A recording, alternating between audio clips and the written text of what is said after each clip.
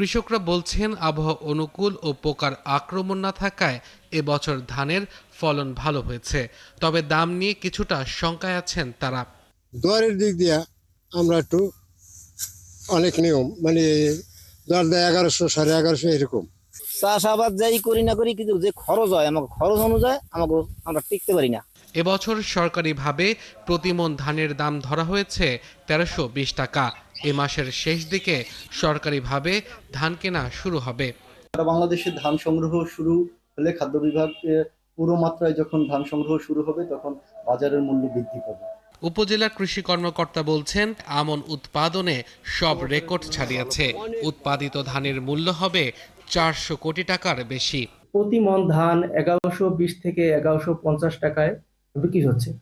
আমনের ফলন বেশি হওয়ায় কৃষকরা ব্যাপক খুশি এবং তারা লাভবান হবে বলে আশা করি।